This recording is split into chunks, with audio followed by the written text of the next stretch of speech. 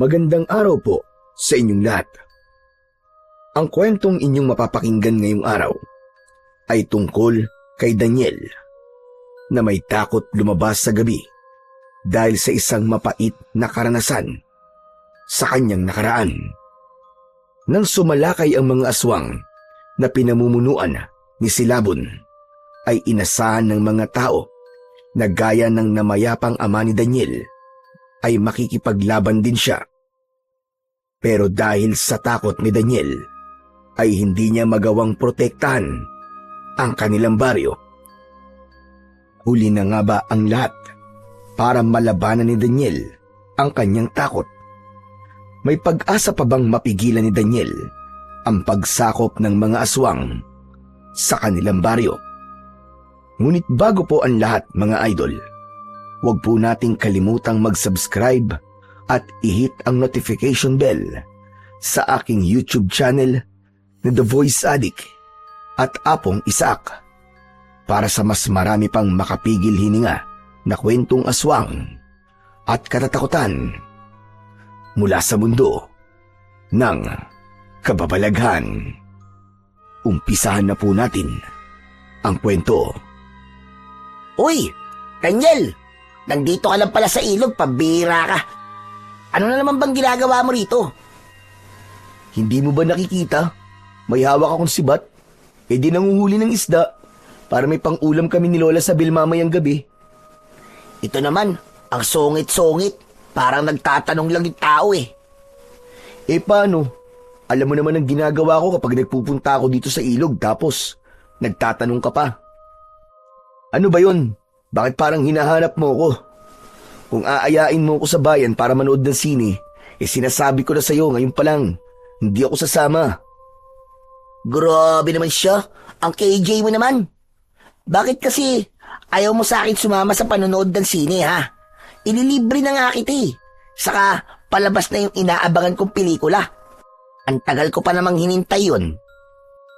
Ikaw naman kasi. Bakit gusto mo pang sa gabi manood ng sine? Pwede namang ngayon na tapos umuwi tayo bago dumilim. Alam mo namang hindi na ako lumalabas tuwing gabi, di ba? Oo, alam kong takot kang lumabas kapag gabi na. Pero tol, pagkatapos kasi nating manood ng sine, dediretso tayo doon sa peryahan sa bayan.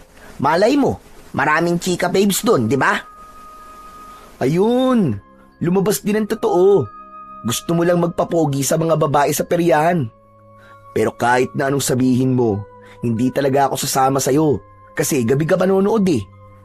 Sige na, lumayas ka na rito at nakakaistorbo ka na sa panguhuli ko ng isda. Ikaw talaga kahit kailan ka, oo.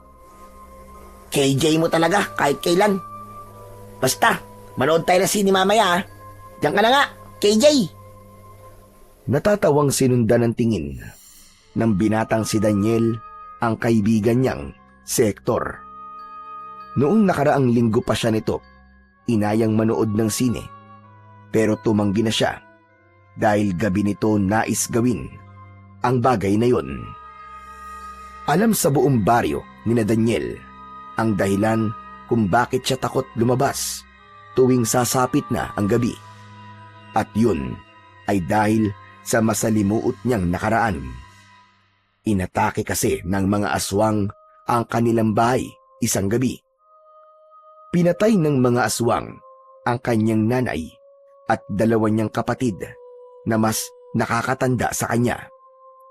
Ang tatay naman ni Daniel ang tunay na target ng mga aswang dahil isa itong manunugis at marami itong pinatay mula sa grupo ng isang aswang na namemerwisyo sa isang baryo.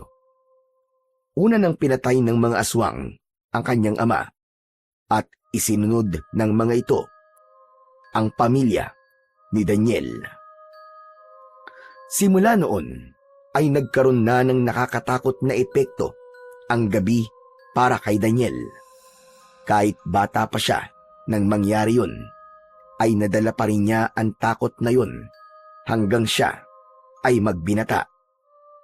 Pakiramdam niya, tuwing sasapit ang gabi, ay may aswang na muling aatake at papatay sa kanya kapag lumabas siya ng bahay.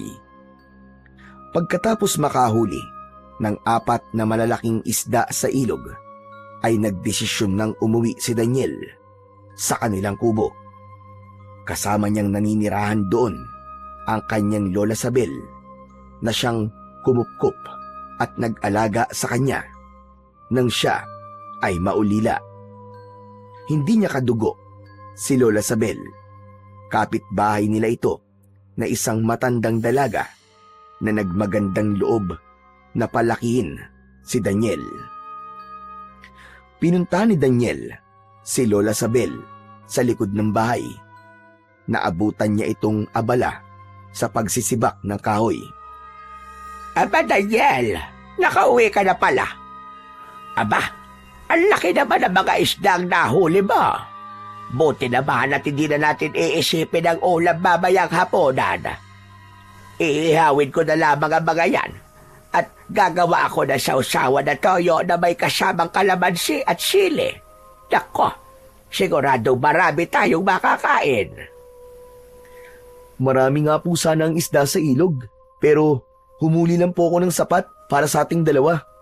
Baka kasi maubusan yung ibang tao ng isda kung sakaling manguhuli din sila, hindi po ba, Lola? Ano ka ba naman? Hindi mauubos ang isda sa ilog. Hindi ba't may mga nagsasabi na may isang diwatang nagbabantay sa ilog na yon? Ang sabi ng mga dating nakatira rito, sinabi sa kanila ng diwata na basta alagaan natin ang ilog ay patuloy na dadami ang isda roon. Parang hindi naman po totoo mga diwata, Lola eh. Pero, Lola, ako na nga po magsisibak ng mga kahoy. Magpahinga na lang po kayo dun sa loob. Ay nako, kaya ko na ito. Saka matatapos na rin naman ako. Eh di ako na lang po ang tatapos niyan, Lola. Matanda na po kayo, Lola. Ako na po ang dapat na gumagawa ng mabibigat na gawain dito sa bahay. Maliban na lang po sa pagluluto kasi wala po akong talento pagdating sa kusina eh. Hayaan mo na akong ako ang tumapos nito. Sige na, matanda na ako kaya mas kailangan kong kumilos-kilos. Parang ehersisyo ko na rin ito. Ang mabuti pa siguro, Apo, ay ayusin mo na lang yung mga paninda kong basahan doon sa loob. Sigurado po ba kayo, Lola Sabel? Siguradong sigurado. Sige na, hayaan mo na ako rito. Saka alam ko naman na pagod ka rin sa paghuhuli mo ng mga isda. Sige na. Sige po, Lola. Pero kapag kailangan niyo po ng tulong, tawagin niyo lang po ako sa loob, ha? Matamis na ngumiti si Lola Sabel kay Daniel. Hindi na ito pinilit ni Daniel at isinabit muna niya ang isda sa may lutuan at saka siya pumasok sa loob ng bahay. Sinimulan niyang ayusin ang mga basahang itinitinda nila. Mahusay na mananahi si Lola Sabel. Hindi lang basahan ang mga tinatahi nito, kundi tumatanggap din ito ng iba pang trabaho na may kinalaman sa pagtatahi. May ginagamit itong lumang makina sa pananahi na bata pa lang si Daniel ay ginagamit na ng matandang babae. Para kay Daniel ay napakapalad niya dahil si Lola Sabel ang kumupkup sa kanya. Kahit hindi siya nito kadugo, ay itinuring siya nito na parabang totoong apo. Pinag-aral siya nito hanggang high school dahil hanggang dun lamang ang kanilang kaya. Ganun pa man, kahit hindi nakapagkolehiyo, ay pangarap pa rin ni Daniel na guminhawa ang kanyang buhay. Hindi lang para sa kanyang sarili, pero para na rin kay Lola Sabel upang magantihan niya ang kabutihan nito. Pagsapit ng gabi, sabay na naghapunan sina Daniel at Lola Sabel. Inulam nila ang mga isdang nahuli ni Daniel kanina sa ilog. Grabe! Ang sarap naman po nitong inihaw nyo, Lola. Tama po na nilagyan nyo ng kamatis at sibuyas yung loob ng isda kasi mas lalo po siyang naging malasa. Parang wala naman akong nilutong hindi ka nasarapan. Minsan tuloy, iniisip ko na baka binobola mo na lamang ako. Naku Lola, hindi po ah. Hindi ko na po kayo kailangan bulahin pagdating sa mga luto nyo. Kasi, totoo naman po lahat ng niluluto nyo ay napakasasarap. Naisip ko nga po na kapag nagkaroon ako ng pera, ipagpapatayo ko po kayo ng isang restoran. Paniguradong dudumugin nyo ng mga tao. Kasi nga po, masarap po ang luto nyo. Mangyayari pa kaya yan? Matanda na ako. Baka mamatay na lang ako. Ay wala pa akong kahit isang karinderya. Mahaba pa po ang buhay nyo, Lola. Maaabutan nyo pa po ako kapag ako'y nag-asawa at nagkaroon na ng mga anak. Tumahimik bigla si Lola Sabel. Napansin ni Daniel na tila naluluwa ito, kaya medyo nabahala siya. Lola Sabel, bakit parang naiiyak po kayo? May nasabi po ba akong masama? Ay wala naman. Naisip ko lang kasi kung ano kaya ang buhay ko kung hindi kita kinupkop. Baka hanggang ngayon ay mag-isa at malungkot pa rin ako. Lola naman eh. Ayoko po na mga ganyang usapan kasi maiiyak din ako eh. Pero salamat po ah. Kasi kayo po ang kumkup sa akin nung namatay po ang aking pamilya. Baka po kung hindi niyo yung ginawa, ay malamang palaboy po ako ngayon. Tama ka. Tama na nga ganitong usapan at magkakaiyakan lang tayo. Ang mabuti pa, kumain na lang tayo. Sandali lang po. Bigla ko po kasing naalala yung gabing inatake po ng mga aswang ang bahay namin. Hindi po ba? Nung pinatay ng mga aswang ang nanay at mga kapatid ko at inakala nilang patay na rin ako, ay sinunog nila ang bahay namin. Naalala ko po, may isang lalaking nagligtas sa akin doon. Hindi ko nga lang po maalala ang mukha niya kasi nakasuot po siya ng sombrero tapos nahihilo pa po ako nun eh. Oo nga, naalala ko rin yun. Lahat kami ay nakita ang lalaking yon, pero wala sa aming nakamukha sa kanya. Pagkatapos ka kasi niyang ilabas sa nasusunog niyong bahay, ay nagmamadali siyang umalis, kaya walang nakakilala sa kanya. Ang natatandaan ko lang ay nasunog ang mukha niya at ilang parte ng katawan niya dahil sa pagliligtas niya sa iyo sa sunog. Sino po kaya ang lalaking yun, no? Maganda sana kung nakilala ko siya para nakapagpasalamat ako sa kanya. Kung hindi kasi dahil sa kanya, ay baka patay na rin ako ngayon. Utang ko po sa kanya ang pangalawang buhay ko. Isipin mo na lang na yon ay isang anghel de la guardia. Hindi ba may paniniwala na kapag bata ka pa, ay binabantayan ka ng sarili mong anghel? Biglang napaisip si Daniel kung sino nga ba ang lalaking nagligtas sa kanya. Ilang taon na rin niyang iniisip kung sino yun. Pero hanggang sa sandaling yun, ay wala pa rin siyang makuwang kasagutan. Matapos nilang kumain, ay niligpit na ni Daniel ang kanilang pinagkainan. Dinala na niya ang mga yon sa batalan. Habang abala siya sa paghuhugas sa batalan, ay nasa sala naman si Lola Sabel at gumagawa ng basahan. Maya-maya pa ay narinig nila ang pagtawag ni Hector sa labas ng bahay. Daniel! Daniel, tara na! Aalis na tayo! Nagmamadali pero tahimik na lumapit si Daniel kay Lola Sabel. Lola, sabihin niyo po kay Hector na wala ako rito. Ano ka mo? Apay hindi yon maniniwala. Kasi alam nun na hindi ka naman lumalabas tuwing gabi. Ay, oo nga pala, no? Sabihin niyo na lang po na tulog na po ako. Teka ka muna. Bakit ba nandito si Hector? At parang may pupuntahan kayo? Daniel, lumabas ka na dyan! Huwag ka nang matakot! Ako ang bahala sa'yo! Inaaya niya po kasi ako manood ng sine. Libre naman po niya pero yun nga ho eh. Natatakot po talaga akong lumabas kapag ganitong oras na.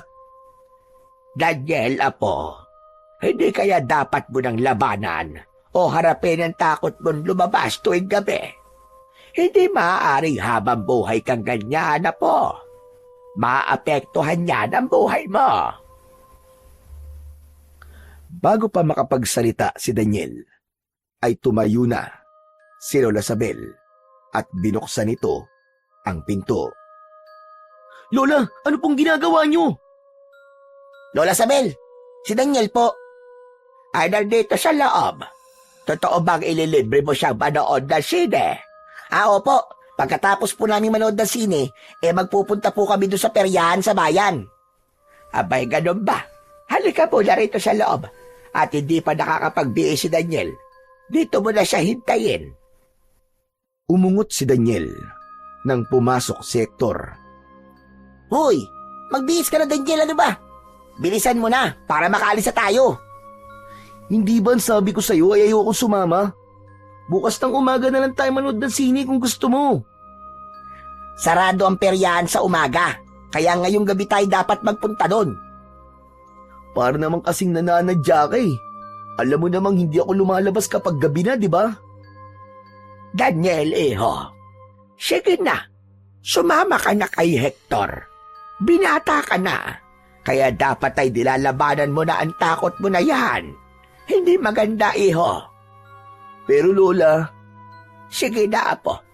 Kailangan mo itong gawin para mawala na ng tuluyan ang takot mo na lumabas tuwing gabi. Alam kong mahirap ito para sa iyo. Pero may mga takot na kailangan mong harapin.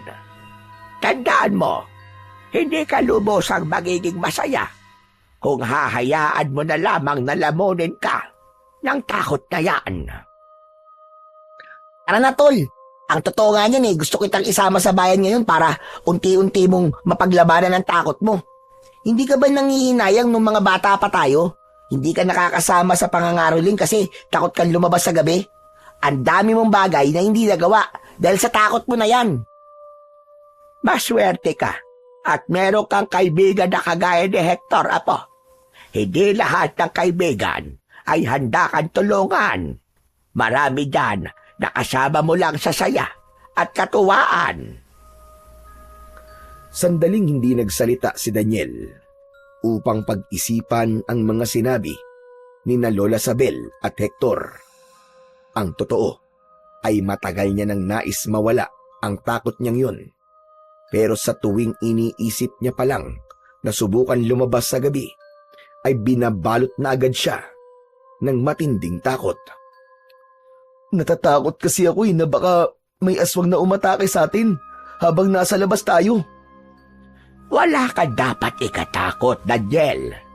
Matagal nang walang aswang dito sa baryo natin, apo.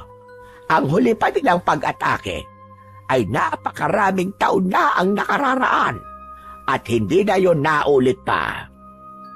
Saka Daniel, wala ka talang dapat ikatakot kasi may dala akong bawang at asin oh. Ito, tignan mo.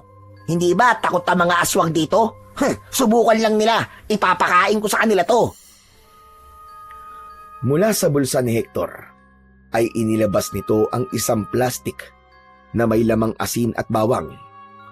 Bahagyang natawa si Daniel at naramdaman niya ng sandaling yun ang masidhing kagustuhan ni na Lola Sabel at Hector. Nalabanan niya ang takot na lumabas tuwing gabi. Kaya kahit may pangamba, ay pumayag na lamang siya na sumama kay Hector sa bayan. Matapos magbihis ng maayos na damit, ay lumabas na si Daniel sa bahay kasama si Hector. Hindi pa man sila nakakalayo sa may pinto, ay napahawak na siya sa braso ni Hector. Nanginginig ang kanyang katawan at pakiramdam niya ay may aswang na susulpot sa kung saan. Ayos ka lang ba, tol? Ayos lang ako. Tara na. Nagpatuloy ang dalawa sa paglalakad hanggang makarating na sila sa sakayan ng tricycle. Nagpahatid sila sa bayan at kahit nasa loob ng tricycle ay hindi pa rin nawawala ang takot ni Daniel. Sa buong biyahe ay nakapikit lang siya hanggang sa makarating na sila sa bayan. Pumasok sila sa isang maliit at lumang sinehan. Pinanood nila ang isang pelikulang aksyon na ang bida ay ang paboritong artista ni Hector. Matapos manood ng sine, ay dumiretso ang dalawa sa malapit na peryahan. Ano, tol? Kumusta ka na? Natatakot ka pa rin ba, ha? Oo, parang may aswang na bigla na lamang aatake sa atin. Ganun ang pakiramdam ko eh. Okay lang yan. Hindi naman pwedeng sa isang gabi ay mawawala agad ang takot mo eh. Kailangan masanay ka ng paulit-ulit hanggang sa mawala na yan. Pero alam mo, tol, may aaminin ako sa'yo. Ha? Ano ba yun? Si Lola Sabel talaga nagbigay sa akin ng pera na pampanood natin ng sine kanina. Siyang nakaisip ng planong to para lumabas ka ngayong gabi. Gusto kasi talaga ng lola mo na mawala na yung takot mo na yan eh. Ano? Ginawa talaga yun ni Lola Sabel? Oo naman. Kaya talagang alam ko, mahal na mahal ka talaga ng lola mo. Sa nalamang yun ni Daniel ay napagtanto niya kung gaano siya talaga kamahal ng kanyang lola. Hindi niya inakala na gagawin yun ni Lola Sabel para lang mawala ang takot niyang lumabas tuwing gabi. Kahit hindi pa rin nawala ang takot ni Daniel, ay masaya pa rin siya dahil labis siyang nalibang sa peryahan kasama si Hector. Halos hating gabi na nang makauwi siya sa bahay. Naabutan niya si Lola Sabel na gumagawa pa rin ng basahan. Bakit hindi pa po kayo natutulog, Lola? Gabing-gabi na po ah. Nililibang ko labang ang sarili ko habang naghihintay sa pag-uwi mo, Apo. O ano? Kumusta ang lakad yun ni Hector sa bayan? Masaya naman po, Lola. Grabe, ang saya po dun sa peryahan. Sumakay po kami ng Ferris wheel, saka octopus. Aba, mukhang masaya ka yun. O sige na, Apo. Magpalit ka na ng damit mo para makatulog na tayo.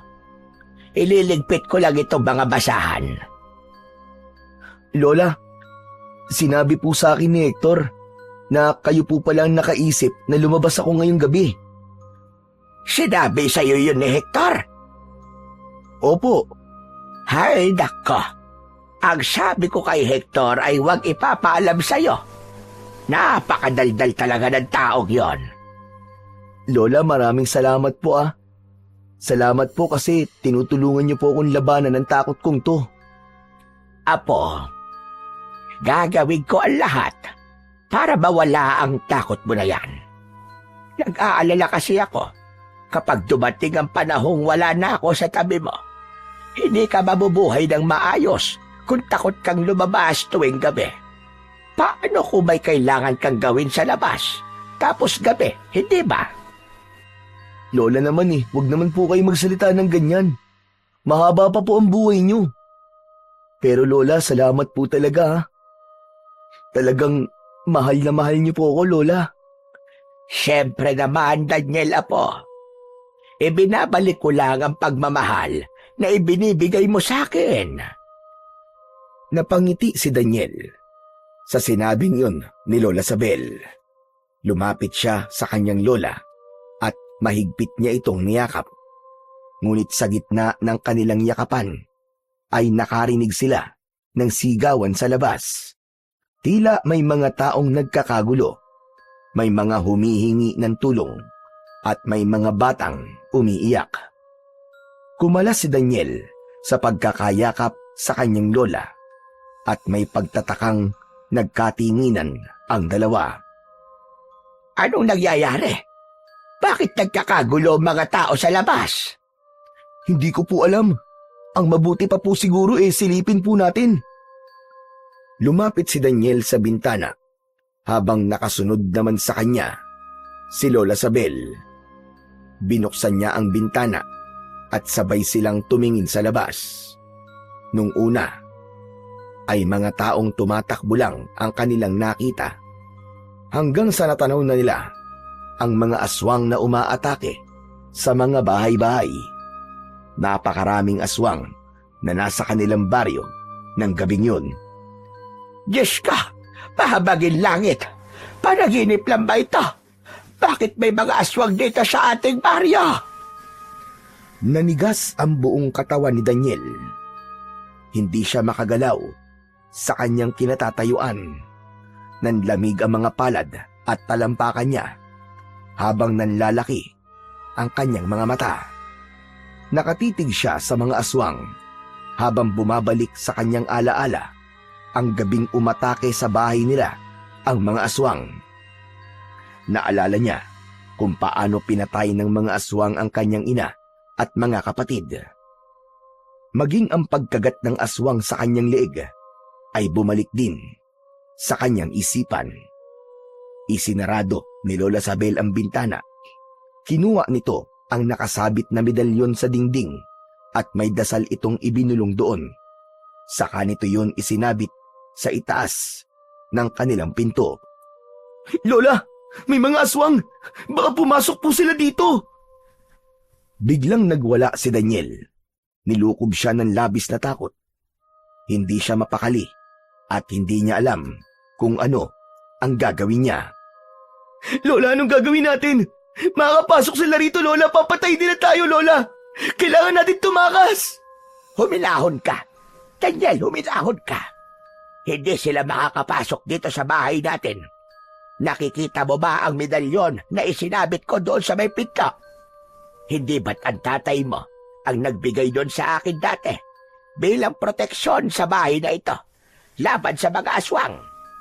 Habang nakasabit ang medalyon na yun doon, ay walang kahit isang aswang ang makakapasok dito. Kaya wala kang dapat na ikatakot. Ligtas tayo rito. Totoo po ba ang sinasabi niyo, Lola? Oo. Sasabi ako ng totoo sa'yo. Nasubukan ko na rin ang taglay na kapangyarihan ng medalyon na yan ng ilang beses.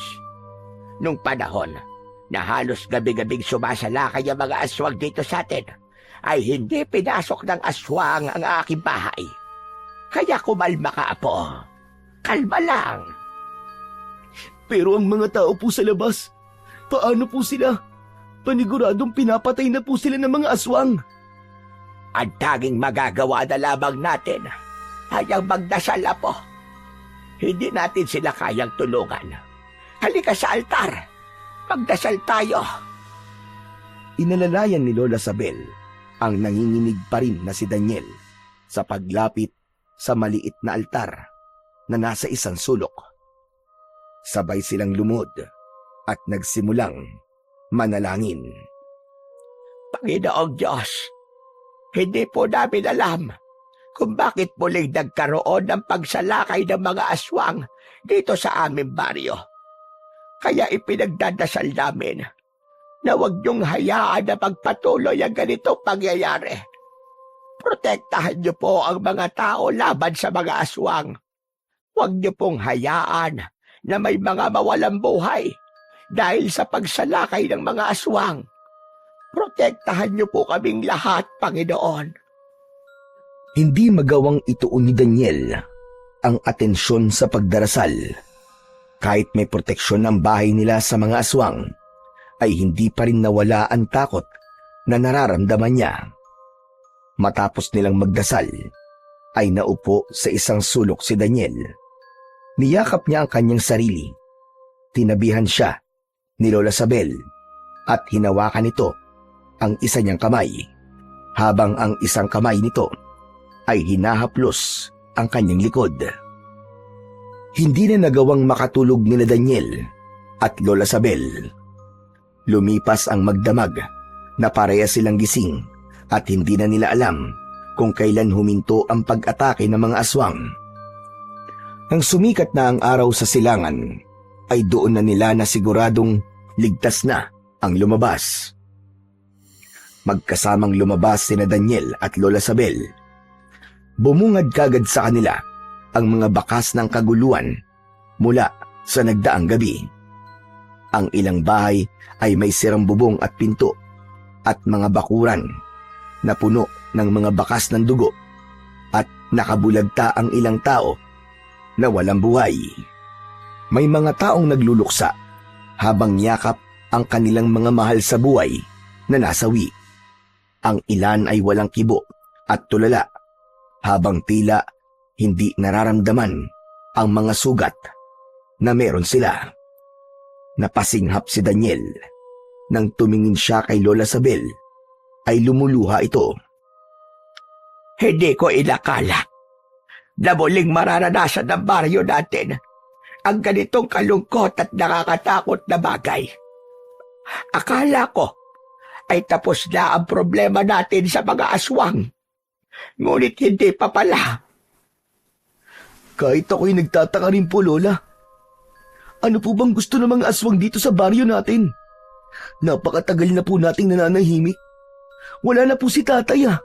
Wala nang nakikipaglaban sa kanila. Bakit kailangan pa nila tayong guluhin?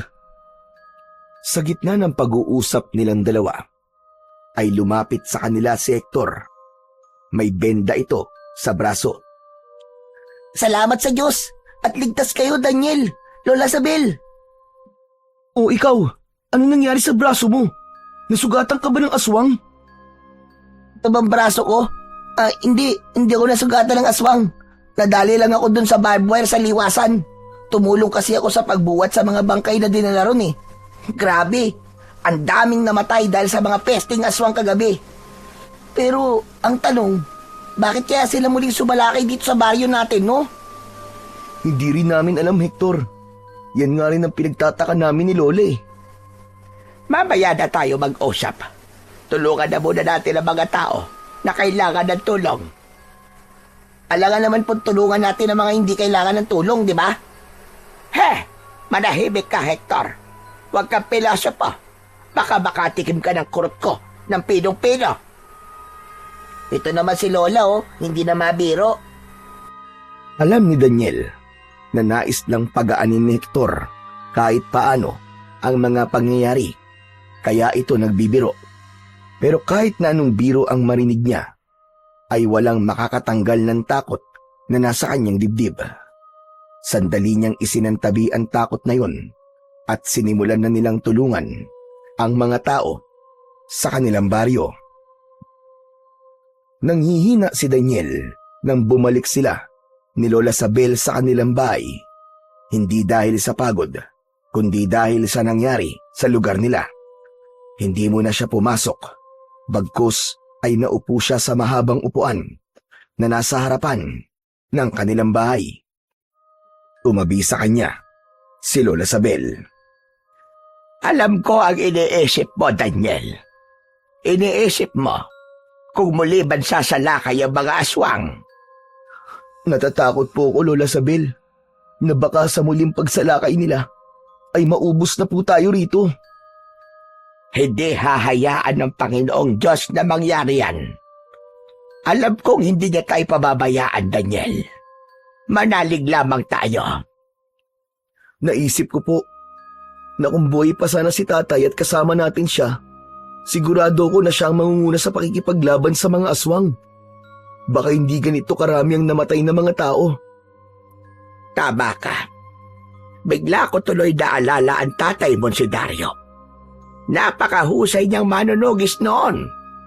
Aba, talagang kinatatakutan siya ng mga aswang nung nabubuhay pa siya. Kaya nga gumawa ng paraan ng mga aswang para mawala siya dahil isa siyang malaking tinik sa lalamunan ng mga aswang. Sayang po, no? Hindi ko naman ang tapang ni tatay. Siguro, kung nasan man siya ngayon ay kinakahiya niya ako bilang anak niya dahil wala ako ng lakas at tapang na meron siya. Hindi nga po ako makalabas kapag gabi na. Hindi ako sumasang-ayon sa sinabi mo na yan, Apo.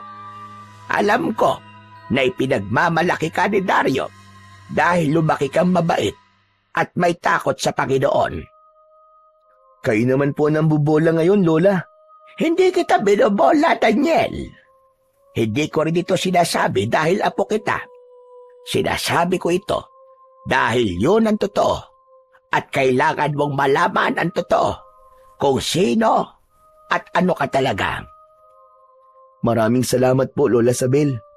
Salamat po kasi Palagi niyong pinapalakas ang loob ko. Ngumiti si Lola Sabel kay Daniel. Matapos yun, ay pumasok na sila sa kanilang bahay para makapagpahinga. Kagabi pa sila walang tulog at alam nila na kailangan nilang magpahinga, lalo na't wala silang ideya kung ano ang mangyayari pagsapit ng gabi. Tanghali na nang magising sila Daniel at Lola Sabel.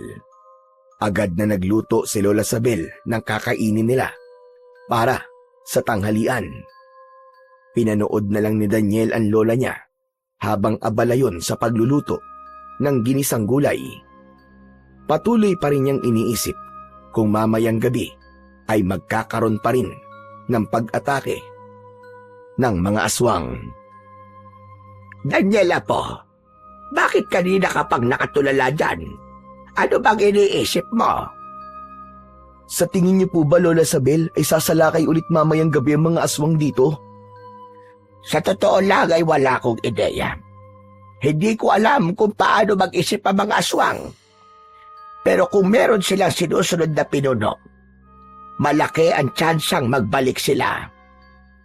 Kapag po ba bumalik sila, ay wala po tayong gagawin kundi manatili na lamang sa loob ng ating bahay dahil protektado tayo roon ng medalyon ni tatay. Ganun na nga. Hindi rin naman natin kayang makipaglaban. Alam kong iniisip mo mga tao dito sa baryo. Pero sa pagkakataong ito, kailangan mo na nating iligtas ang ating mga sarili. Nang sandaling yun, ay biglang dumating si Hector. Napangiti ito nang makitang nagluluto si Lola Sabel. Uy! Tamang-tama pala ang punta ko. Nagluluto ka na, Lola. Dito muna ako makikikain sa inyo, ha? Alam mo talaga ang oras ng pagkain namin dito, hane. Grabe ka naman sa akin, Lola Sabel. Talaga kasing pupunta ako rito kasi may sasabihin ako kay Daniel, eh. Ano namang sasabihin mo sa akin, Tol? Kasi, Tol, nandun ako kanina sa umpukan ng mga tao. Nag-uusap-usap sila doon. Pinag-uusapan nila kung sino na raw ang magtatanggol sa atin sa mga aswang kapag muli sila sumalakay. Nabanggit nga nila tatay mo kasi naaalala nila kung gaano kagaling na manunugis si Mang Dario. Yan lang ba talaga ang sasabihin mo? Meron pa. Ang sabi ng mga tao, bilang ikaw daw ang anak ni Mang Dario, ay umaasa sila na ikaw ang susunod sa yapak niya. Dapat daw ay ikaw ang makipaglaban sa mga aswang. Kasi Tol, sabi nila, kung hindi mo raw yung gagawin, ay parang pinapatunayan mo lang na wala lang sa iyo ang pagkamatay ng pamilya mo. Dapat daw ay maghiganti ka sa mga aswang. Dali lang. At bakit naman nila nasasabi ang mga bagay na yan? Hindi porke anak na manunugis si Daniel ay dapat maging ganun din siya. Abay, teka nga. Sino ba yung mga nagsasabi na yan, Hector? Pupuntahan ko sila at sasampalin ko sila isa-isa. Lola, huminahon po kayo. Hindi niyo po kailangan manakit. Hayaan niyo na po ang mga tao na sabihin nila ang tungkol sa akin. Isa pa, Lola. Sigurado po ako na nasasabi lang nila yon kasi gusto nila na mayroon tayong maging tagapagtanggol kagaya noon. Natatakot lang po sila para sa mga buhay nila. Bakit tayo? Hindi ba tayo natatakot sa mga buhay natin? Kung gusto nila ng tagapagtanggol, ay bakit hindi sila makipaglaban sa mga aswang? Saka may mga tanod naman tayo rito sa ating baryo. Sila ang dapat na kumilos at wag nilang itinuturo si Daniel. Alam naman nila, natakot itong apo ko na lumabas sa gabi at pag-iisipan pa nila na lalaban ito sa mga aswang. Mabuti sana kung sa umaga umaatake ang mga damuhong yon. Lola, kumalma po kayo. Ang puso niyo po. Baka mamaya po atakihin po kayo kahit wala kayong sakit sa puso. Ako ay talagang naha-high blood sa mga taong yan. Kasi naman Hector Bakit sinabi mo pa? Siyempre naman, kaibigan mo ako kaya dapat malaman mo ang mga sinasabi ng mga tao tungkol sa'yo. Kahit nga ako nagalit nung narinig ko ang mga sinabi nila. Dapat kasi sinabi mo sa akin yan nang hindi nakaharap si Lola. Mas maganda nga na malaman ko yan, Apo. Pero wag mong isipin ang mga bagay na sinasabi nila tungkol sa'yo. Gaya na sinabi ko sa'yo kanina, ang sarili mo na natin ang iisipin natin ngayon. Saka hindi ka obligadong makipaglaban sa mga aswang dahil anak ka ng isang manunugis. Naiintindihan mo ba? Opo, naiintindihan ko po, Lola Sabel. Ngunit sa loob-loob ni Daniel ay nasaktan siya nang malaman niya ang sinasabi ng mga tao tungkol sa kanya. Bukod doon, ay nanliit ang tingin niya sa kanyang sarili. Napagtanto niya na mahirap pala ang maging anak ng isang kilalang tao dahil aasahan ng mga tao na magiging kagaya rin siya ng kanyang ama na manunugis. Ilang oras bago tuluyang sumapit ang dilim, ay nagkaroon ng misa sa maliit na simbahan sa baryo ni Daniel. Halos lahat ay dumalo roon upang ipagdasal ang kanilang baryo. Ipinagdasal ni Daniel na sana ay wag nang umatake ang mga aswang sa baryo nila.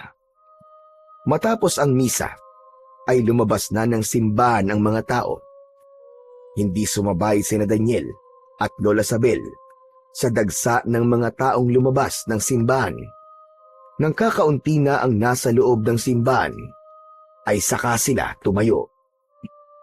Pagkalabas nila ng simbahan, ay nakita nila si Kapitan Mario, nakausap ang kanilang pari. Nang makita sila ni Kapitan Mario, ay lumapit ito sa kanila. Anong kailangan mo sa amin, Kapitan? Kung lumapit ka sa amin para sabihin kay Daniel na kailangan niyang makipaglaban sa mga aswang, ay huwag mo nang tangkain. Sandali lang, Lola Sabel. Lumapit ako sa inyo para kumustahin kayo.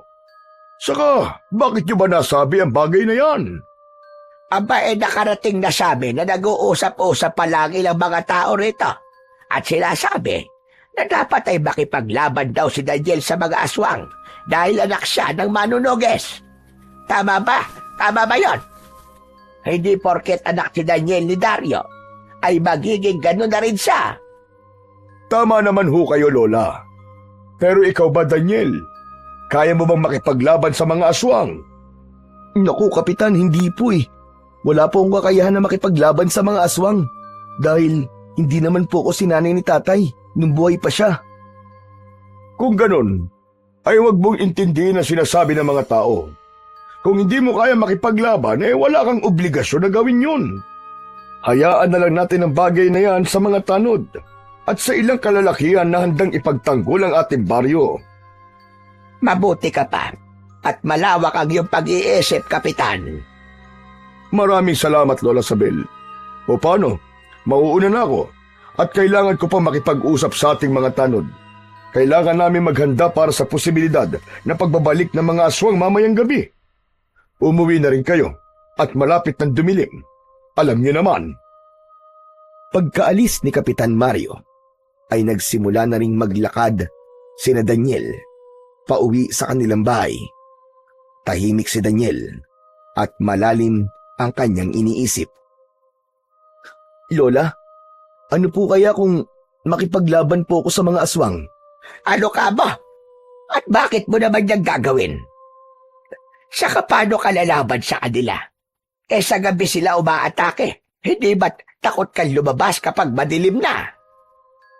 Hindi ko po alam pero gusto ko pong may gawin para ipagtanggol po ang ating baryo. Parang hindi ko po kayang manatili na lamang sa loob ng bahay habang ang ibang tao po ay inaatake ng mga aswang. Si Kapitan na mismo ang nagsabi, kung hindi mo kayang makipaglaban, ay huwag kang makipaglaban. Huwag mong intindihin ang mga sinasabi ng ibang tao. Hayaan mo lang silang pumutak ng pumutak dahil sila rin naman ang mapapagod. Ewan ko po ba, Lola Sabel? Pakiramdam ko po, ipinibigo ko po si tatay. Gusto ko pong labanan ng mga aswang, pero hindi ko po alam kung paano ko yung gagawin. Hay nako, huwag mo nang pasakitin ang ulo mo, apo. Hindi ba? Ang sabi ni Kapitan ay ang mga tanod ng bahala sa mga aswang. Ipagdasal na lamang natin na hindi na bumalik dito ang mga halimaw na yon. Tumahimik na si Daniel. Pero sa loob niya ay naroon pa rin ang kagustuhan niyang may gawin para ipagtanggol ang kanilang baryo laban sa mga aswang. Ngunit paulit-ulit din ang tanong na paano yun gagawin, gayong takot nga siyang lumabas tuwing gabi. 6:00 pa lang ng gabi ay wala ng tao sa labas. Lahat ng bahay ay nakasarado na. Maagang naghapunan sina Daniel at matapos kumain ay nagrosaryo sila ni Lola Sabel. Walang tigil ang kanilang pagdarasal hanggang sa narinig na nila ang sigawan ng mga tao sa labas. Bumukas ang mata ni Daniel. Nilukob siya ng matinding takot. Lola, ayun na naman po mga aswang. Bumalik po sila. Huwag tayong huminto sa pagdadasal, iho. Dito lang tayo, dahil ligtas tayo rito. Pero Lola, naisip ko pong hindi pwedeng wala akong gawin eh. Kailangan kong sumama sa mga taong nakikipaglaban sa mga aswang. Ano ba pinagsasasabi mo, Apo? Tumayo si Daniel mula sa pagkakaluhod. Dumiretso siya sa kusina habang nakasunod sa kanya si Lola Sabel. Kinuha niya ang itak at nagtungo siya sa harapan ng pinto. Binuksan niya yon at nang hahakbang na siya ay bigla siyang natigilan nang makita niya ang madilim na paligid. Nanlamig ang buo niyang katawan at napagtanto niyang hindi pala niya kayang lumabas. Huwag mo na pilitin ang sarili mo, Daniel. Halika na. Isarado mo na ang pinto. Walang proteksyon ng ating bahay kung may bukas na pinto o bintana dito. Hindi pa rin makagalaw si Daniel hanggang sa isang aswang ang biglang sumulpot sa kanyang harapan. Hinila siya ng aswang palabas. Hoy! Pakawalan mo ang apo ko! Walang hiya kang aswang ka! Walang nagawa si Daniel. Sinundan siya ni Lola Sabel, pero isang aswang pa ang hinawakan ng lola niya sa braso. Dinala sila ng aswang sa gitnang bahagi ng baryo kung saan naroon ang ibang mga tao. Nakaluhod ang mga yon sa harapan ng isang mas malaking aswang. Sa lahat ng aswang na naroon, ang aswang na yon ang pinaka nakakatakot. Napayakap si Daniel kay Lola Sabel. Hindi lang ang mga aswang ang kinakatakutan niya, kundi maging ang katotohanan na gabi ng sandaling yon. Lola, natatakot ako. Huwag ka mag-alala. Nandito lang ako sa tabi mo, Apo. Hindi kita pababayaan. Sa paligid nila ay naghahalo ang ingay ng iyak ng mga tao. Lahat ay takot na takot, lalo na't napapalibutan sila ng mga aswang. Hanggang sa nagsalita na ang malaking aswang na nasa kanilang unahan. Manahimik kayong lahat. Ayokong makakarinig ng ingay at pag-iyak. Kapag hindi niyo ako sinunod, ay papatayin namin kayong lahat. Ako si Silabon. Ako ang pinuno ng mga aswang na nasa inyong baryo ngayon. Nandito kami upang sakupin ang inyong baryo. Nais namin gawing aming bagong kuta ang baryong ito. At kayong lahat, kayo ay magiging mga alipin at pagkain sa tuwing kami ay magugutom. Kung sino man ang lalabag sa aking kautusan at kung sino magtatangkad tumakas, ay kamatayan ang kaparusahan. Bayas kayo rito sa amin. Amin ang lugar na ito. At hindi namin papayagan ang pananakop na kahit na sino rito. Kahit kayong mga aswang pa. Lola, tumahimik na lang kayo. Sino ang matapang na nagsalita? Bakit hindi ka magpakilala sa akin? At harap-harapan mong ipakita sa akin ang iyong katapangan. Hindi makapaniwala ang lahat nang tumayo si Lola Sabel. Ako ang nagsalita. Umalis na kayo rito. Huwag nyo nagtangkaing sakupin ang aming lugar dahil wala kami balak na magpaalipin sa mga demonyong katulad ninyo. Teka lang po, Huwag niyo na pong pansinin ang lola ko. Hindi po niya alam ang kanyang sinasabi. Dalhin niyo sa akin ang matandang babae. Dalawang aswang ang agad na kumilos. Hinawakan ng mga yon si Lola Sabel sa magkabila ang braso. Nagpumiglas ang matanda. Sinubukan ni Daniel na tulungan si Lola Sabel, pero nang tignan siya ng mga aswang at umangil ang mga yon, ay napaatras siya sa labis na takot. Dinala ng mga aswang si Lola Sabel sa harapan ni Silabon. Parang awa niyo na po! Huwag niyong sasaktan ang lola ko! Masyado kang matapang, tanda. Ano bang ipinagmamalaki mo? Wala akong ipinagmamalaki. Pero alam ko ang dapat kong ipaglaban. Ngayon, pagmasdan yung lahat kung ano ang mangyayari sa mga taong susuway at kakalaban sa akin. Gusto kong tandaan nyo ang makikita nyo sa inyong harapan. Ito ay isa lamang babala sa maaaring mangyari sa mga taong hindi susunod sa aking mga kagustuhan. Napasigaw si Daniel nang itarak ni Silabon ang matutulis nitong mga kuko sa tiyan ni Lola Sabel. Nang bitawan ng dalawang aswang ang matanda, ay bumagsak yun sa lupa. Natakot ang lahat. Hindi magawang makagalaw ni Daniel sa kanyang kinatatayuan habang naglalandas ang mga luwa sa magkabilaan niyang pisngi. Gaya ng aking sinabi, kamatay ng parusa sa mga susuway sa akin. Babalik kami bukas ng gabi upang tuluyang sakupin ang inyong baryo. At huwag na kayong magtangkang umalis dahil malapit lang dito ang aming kuta. May mga nagbabantay sa labasan sa baryong ito at lahat ng mahuhuling aalis ay papatayin at gagawin kong pagkain. Matapos yung sabihin ni Silabon, ay sabay-sabay na nagpulasan palis ang mga aswang. Nang wala nang natirang aswang, ay pinalibutan ng mga tao ang katawan ni Lola Sabel. Nagmamadaling lumapit si Daniel sa kanyang lola at hinawi niya ang mga tao. Agad niyang niyakap si Lola Sabel habang umiiyak. Halos kasabay niyang lumapit dito ang kaibigan niya na si Hector. Lola! Lola, gumising po kayo! Lola! Huwag niyo po akong iiwan, Lola! Lola!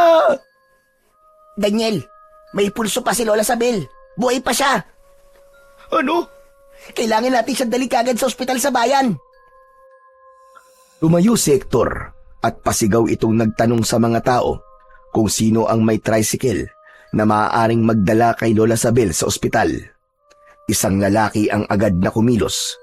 Kinuha nito ang tricycle nito at doon isinakay nina Daniel at Hector si Lola Sabel. Agad na pinaandar ng lalaki ang tricycle papalayo sa kanilang baryo. Nang madala nina Daniel si Lola Sabel sa ospital, ay agad itong inasikaso ng mga doktor at nurse. Tila wala pa rin si Daniel sa sarili, kaya si Hector na lamang ang kinausap ng mga doktor tungkol sa lagay ng kanyang lola. Nakaupo si Daniel sa isang sulok ng ospital nang lumapit si Hector sa kanya. Nakausap ko na ang doktor, tol. Anong sabi niya? Kumusta na raw si Lola? Maayos na ba ang lagay ni Lola Sabel? Sa ngayon, ay hindi pa nila masabi kung maayos na si Lola Sabel.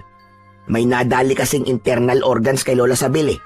Oobserbahan daw muna nila. Kung ganun, hindi pa makakalabas si Lola ngayon.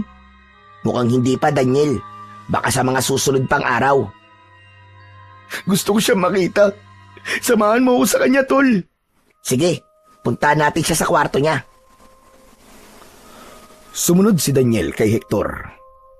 Papasok na sila sa kwartong kinaroroonan ni Lola Sabel, pero isang nurse ang humarang sa kanila.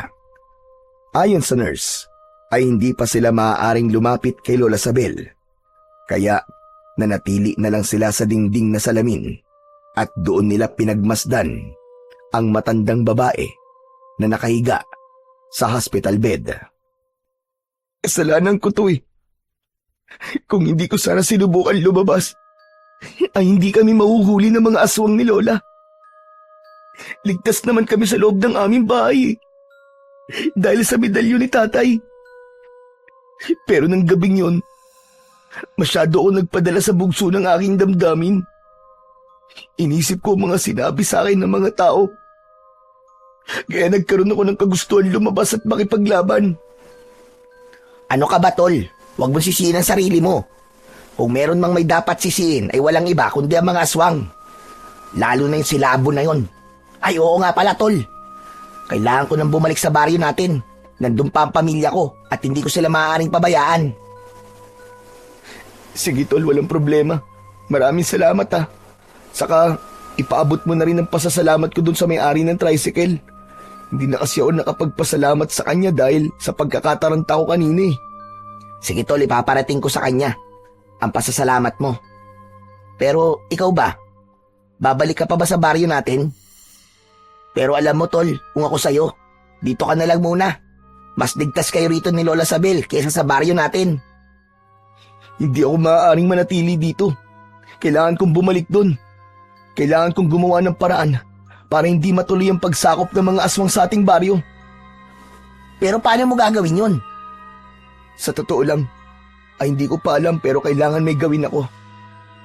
Sa nangyari kay Lola Sabel, ay napagtanto ko na may punto ang mga tao. Anak ako ng isang manunugis na minsan nagprotekta sa ating lahat.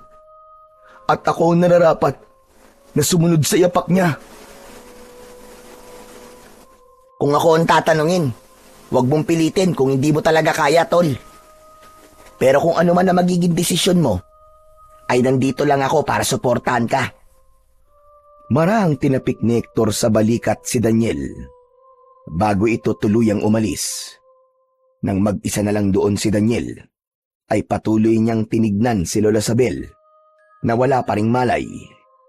Labis ang pangliliit na nararamdaman niya dahil wala siyang nagawa para protektahan ang kanyang lola laban kay Silabon. Pakiramdam niya ay isa siyang inutil dahil hindi niya nailigtas si Lola Sabel sa kabila ng napakaraming mabubuting bagay na ginawa nito para sa kanya. Nang sandaling yon, nangako si Daniel sa sarili na hindi siya papayag na hindi siya makakapaghiganti kay Silabon at sa mga alagad nitong aswang. Pagsapit ng umaga, ay bumalik na si Daniel sa kanilang baryo. Habang naglalakad siya papunta sa bahay nila, ay napansin niya ang tingin ng mga tao sa kanya. Hindi niya masiguro kung naaawa ba ang mga yun sa kanya dahil sa nangyari kay Lola Sabel o tinutuya siya dahil sa wala man lang siyang nagawa para makipaglaban sa mga aswang.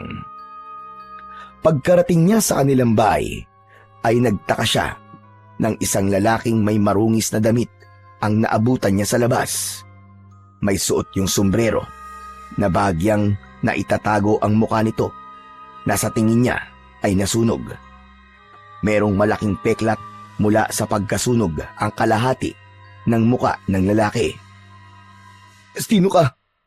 At anong kailangan mo dito? Ako si Donato. Ikaw ba si Daniel? Ang anak ni Dario? Ako nga, bakit? Paano mo nakilala ang tatay ko? Kaibigan ako ng tatay mo. At isa ako sa mga tinuruan niyang makipaglaban sa mga aswang. Nung buhay pa siya. Wala akong naalala na may kaibigan Donato si tatay. Marahil ay hindi niya ako naikwento sa'yo noon. Pero nagsasabi ako sa'yo ng totoo. Matagal na kami magkaibigan ni Dario. Matamang tinignan ni Daniel ang lalaki. Halos hindi yun makatingin ng diretso sa kanya. Napansin niyang hindi lang ang muka ni Donato ang may peklat, kundi ang mga braso at kamay nito. Biglang nanlamig si Daniel ng isang bagay ang pumasok sa kanyang isipan. Naalala niya ang lalaking nagligtas sa kanya nung bata pa siya mula sa nasusunog nilang bahay matapos silang atakihin ng mga aswang. Naalala niyang sinabi ni Lola Sabel na nasunog ang muka at ibang parte ng katawan ng lalaking yun dahil sa pagliligtas sa kanya. Sandali lang. Parang natatandaan na kita. Ikaw ba nagligtas sa akin nung bata pa ako? Ikaw ba yung lalaking naglabas sa akin nung sinunog ng mga aswang ang aming bahay? Tama ka. Ako nga yun. Sa wakas, nagkita na po tayo. Alam niyo po bang matagal ko na po kayong gustong makilala? Pero bakit niyo po ba yung ginawa?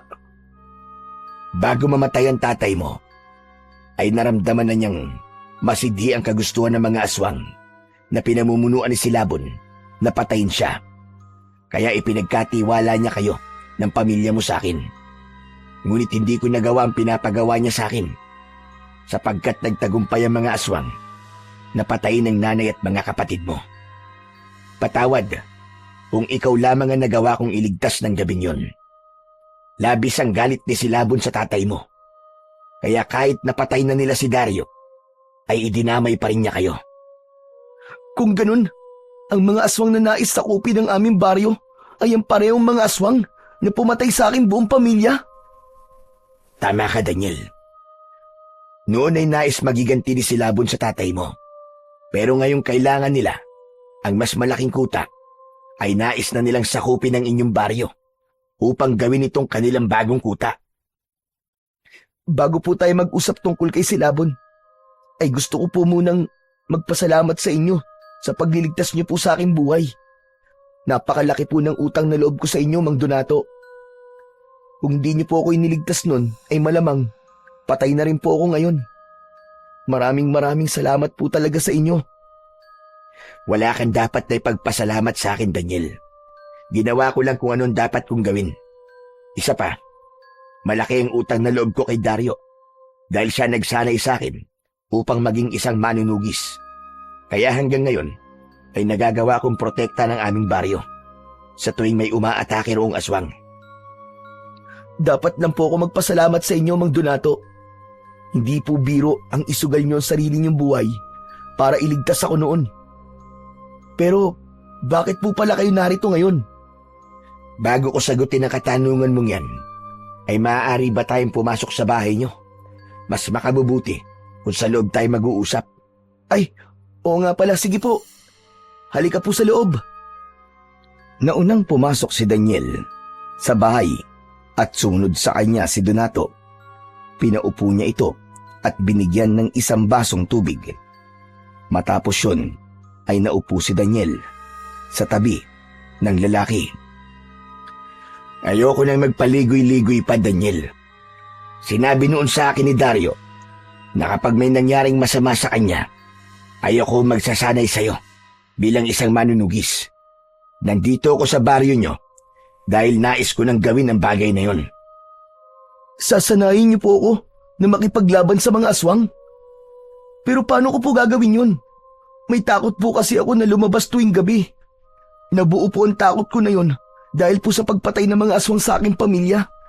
Pakiramdam ko po sa tuwing lalabas ako kapag gabi ay may aswang po napapatay sa akin. Hindi ito ang oras para matakot ka. Ito ang oras para subukan mo maging matapang kung ayaw mo magtagumpay si Silabon na sakupin ang inyong baryo. Kailangan ng kahit na isang tagapagtanggol ng baryong ito at ikaw lamang ang karapat dapat sa bagay na yon. Alam ko na sa sandaling ito ay pinagdududahan mong iyong sarili. Pero maniwala ka sa aking sasabihin. Kaya mo maging kagaya ng iyong ama at kaya mo rin siyang mahigitan. Magagawa mong protekta ng inyong baryo mula kay Silabon.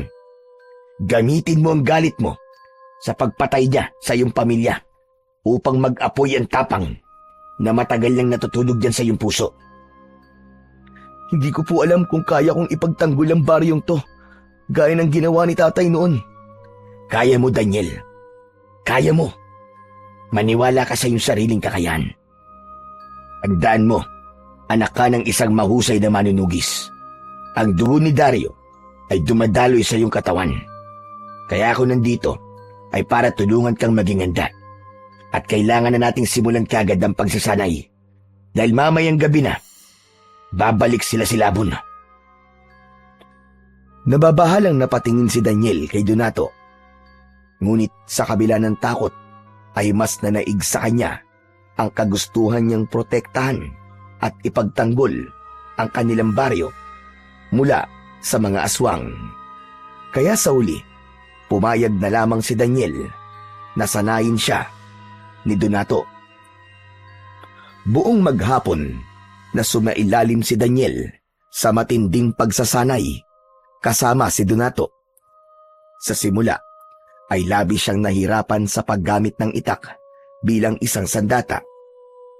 Paulit-ulit siyang pinagalitan at tinuruan ni Donato kung paano ang tamang tindig ng mga paa, ang tamang hawak sa itak at ang mabilis na pag-ilag at pag-atake. Ngunit habang lumilipas ang oras, unti-unting natutunan ni Daniel ang tamang galaw dahil sa husay ni Donato na magturo. Pagsapit ng hapon ay doon na naramdaman ni Daniel na kahit wala pang isang araw silang nagsasanay, ay para bang napakatagal niya nang ginagawa ang bagay na yon. Nang malapit ng dumilim, ay tuluyan ng tinapos ni Donato ang kanilang pagsasanay. Pumasok na sila sa bahay upang doon magpahinga. Magaling. Pinahanga mo ko sa ipinakita mo sa ating pagsasanay, Daniel. Napakabilis mong matuto. Sigurado ko na kung totoong babalik sila si Labon rito mamayang gabi, ay handa ka nang harapin sila. Kahit nga po ko, ay hindi makapaniwala na makukuha ko ng ganong kabilis ang lahat ng tinuturo niyo sa akin. Talagang napakagaling niyo pong magturo, Mang Donato. Tandaan mo, Daniel, kahit gaano kagaling ang tagapagturo, kung walang determinasyong matuto ang tinuturuan, ay wala ring mangyayari. Baliwala ang lahat. Isa pa, sadyang nasa dugo mo ang pagiging mahusay na manunugis. Kaya madali mong natutunan ang mga itinuro ko sa iyo kanina. Pero, may isang bagay lang po akong ikinakabahala. Hindi ko pa rin po kasi alam kung kaya ko nang lumabas mamayang gabi. Natatakot pa rin po ako kaya para walang silbi kahit marunong na ako makipaglaban. Kung hindi ko po kayang lumabas para harapin ng mga aswang lalo na po si Silabon. Nasaksihan ko ang lahat ng mga nangyari dito nang sumalakay ang mga aswang. Nakita ko ang ginawa ni Silabon sa iyong lola. Alam ko ring nakita mo ang takot ng mga tao. Gamitin mo ang mga bagay na yun, Daniel, para maging inspirasyon mo. Kailangan mong labanan ang takot mo na yan. Isipin mo kung ano ang mangyayari sa lahat ng tao dito sa inyong baryo kung sakaling hindi ka kikilos at walang magtatanggol sa mga tao. Ikaw lang, Daniel. Ikaw lang ang maaaring pumalit sa iyong ama bilang tagapagtanggol ng baryong ito. Maraming salamat po, Mang Donato. Kahit paano po ay lumakas ang loob ko dahil po sa mga sinabi niyo. Gagawin ko rin pong inspirasyon ng pagkamatay ng aking pamilya. Kailangan ko pong ipagiganti ang kanilang pagkasawi sa kamay ng mga aswang na yun. Ganyan nga, Daniel. Ganyan nga. Pero wag mong isipin na ito ay isang pagiganti, kundi pagbibigay ng ustisya. Kailangan mo maging matapang dahil hindi maaaring habang buhay kang mabuhay sa takot. Huwag kang masyadong mag-alala dahil sasamahan kita sa laban mo ngayong gabi. Nais ko na kasama mo ko sa una mong pakikipaglaban sa mga aswang. Talaga po? Sasamahan niyo po ako mamayang gabi? Oo naman. Kahit na ilabas mo na ang husay mo, ay hindi ko pwedeng hayaan na mag-isa kang lumaban. Dahil unang beses ka palang lalaban sa kanila. Salamat po. Kung buhay siguro si tatay, paniguradong siya ang kasama ko sa unang beses na makikipaglaban ako sa mga aswang. Kung ganon, ay isipin mo na lang na ako si Dario at baka sakaling mas maging inspirado ka mamaya. Napangiti si Daniel habang nakatingin kay Mang Donato. Kahit wala pang isang araw niyang nakikilala si Mang Donato, ay magaan na kagad ang loob niya rito. Alam niyang yun ay dahil sa ito ang taong nagligtas sa buhay niya noon, kaya ganun ang nararamdaman niya. Pagsapit ng 8:00 ng gabi, ay tahimik pa rin ang buong baryo. Ngunit Kabaligtaran yun ng isip ni Daniel. Maingay ang loob ng kanyang utak. Napakaraming tumatakbo roon, kaya balisa siya. Habang nakaupo siya sa loob ng bahay, ay lumapit si Mang Donato sa kanya. Inabot nito ang itak ni Daniel. Oras na para lumabas tayo. Hindi natin dapat hintayin na sumalakay ang mga aswang. Mang Donato, pwede po bang bigyan niyo ako ng kahit ilang minuto? Papalakasin ko lang po ang loob ko. Hindi ko po kasi alam kung kaya ko na ba talagang lumabas ng ganitong oras eh. Pasensya na, Daniel. Pero hindi kita mapagbibigyan sa gusto mo. Kailangan mo nang harapin ang takot mo ngayon. Dapat ay mawala na yan ngayong gabi. Isang malalim na paghinga ang pinakawalan ni Daniel. Sa kanya kinuha kay Mang Donato ang itak. Tumayo na siya at sumunod siya kay Donato nang lumabas ito. Nang nasa bungad na ng pintuan si Daniel, ay napahinto siya. Nanginig ang buong katawan niya. Mariin siyang pumikit nang biglang bumalik sa kanyang alaala ang gabing pinatay ng mga aswang, ang kanyang nanay at mga kapatid. Daniel, tignan mo ko. Daniel! Ibinukas ni Daniel ang kanyang mga mata. Nasa harapan niya si Donato habang nakalad ang isang kamay. Mang Donato, hindi ko po yata kaya. Natatakot po talaga ako lumabas kapag ganitong gabi na. Huwag mong isipin na hindi mo kaya. Ang isipin mo ay ang mga buhay na maaaring mawala kapag hindi ka lumabas at nakipaglaban. Maniwala kang kaya mo, gaya ng paniniwala kong kaya mong alisin ang takot na yan, Daniel. Pinagpawisan ng malamig si Daniel. Pilit niyang pinakalma ang sarili at inabot niya ang kamay ni Mang Donato. Nang maglapat ang mga palad nila, ay may kung anong mahika ang nangyari at nawala ang kaba ni Daniel. Tuluyan na siyang lumabas ng bahay. Magaling, Daniel. Magaling. Walang nakakatakot lumabas ng ganitong oras. Yan ang palagi mong isipin. O ano? Kumusta ang pakiramdam mo? Medyo nawawala na po ang takot ko. Mula sa bulsa ni Donato ay may kinuha itong isang medalyon. Isinabit nito yon sa leeg ni Daniel. Tinignan ni Daniel ang medalyon. Meron yung mga nakaukit na kakaibang simbolo. May pagtataka siyang tumingin kay Mang Donato. Ano pong medalyon na to, Mang Donato? Ang medalyon na yan ay pagmamay-ari ng tatay mo. Inihabili niya yan sa akin at ang sabi niya ay ibigay ko yan sa iyo sa tamang panahon. Naniniwala ako na ngayon na ang tamang panahon para mapunta sa iyo yan, Daniel. Ano pong nagagawa ng medalyon na to? Yan ay isang agimat na isinusuot noon ni Dario sa tuwing nakikipaglaban siya sa mga aswang. Magbibigay yan sa iyo ng kakaibang lakas at bilis. Kahit paano, ay meron din yan taglay na proteksyon mula sa mga aswang. Hindi ka basta-basta masusugatan ng mga aswang, maliban na lamang kung sila ay tunay na malakas at makapangyarihan. Gaya po ba ni Silabon? Tama ka. Masyadong malakas nga si Silabon. Kaya malaki ang posibilidad na masugatan kanya kahit suot mong agimat na yan. Pero kung ang mga alagad niya lang ang magtatangkan sugatan ka, ay maaaring hindi tumalab sa iyo mga kuko at matutulis nilang mga ngipin. Kaya po pala ang galing ni tatay na makipaglaban sa mga aswang ay dahil sa agimat na to. Hindi niya po kasi ito nabanggit sa amin noon eh. Yan ay konting tulong lang.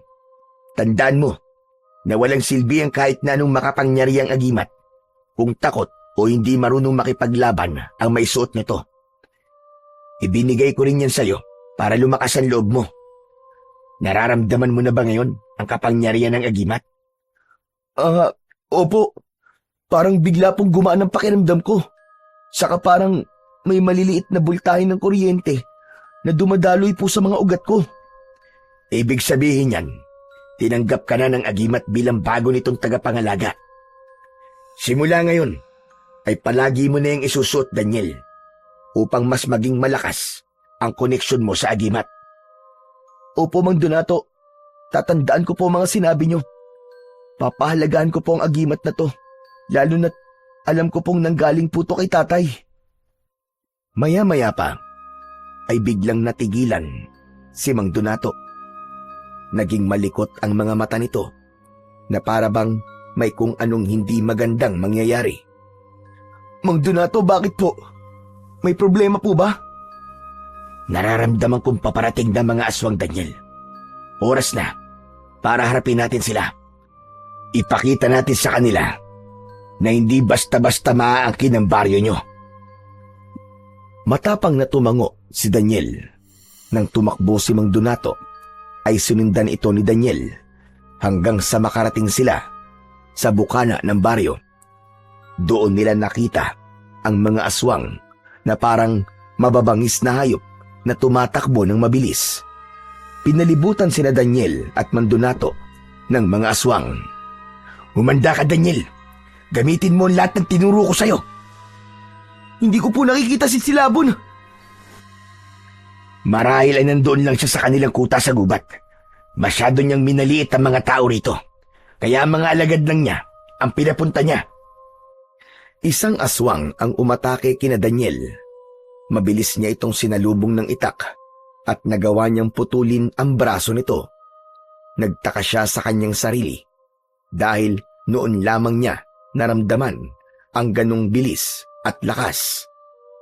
Mula sa kaliwa ay sumugod ang dalawa pang aswang, ngunit bago pa masaktan ng mga yun si Daniel, ay nakailag siya.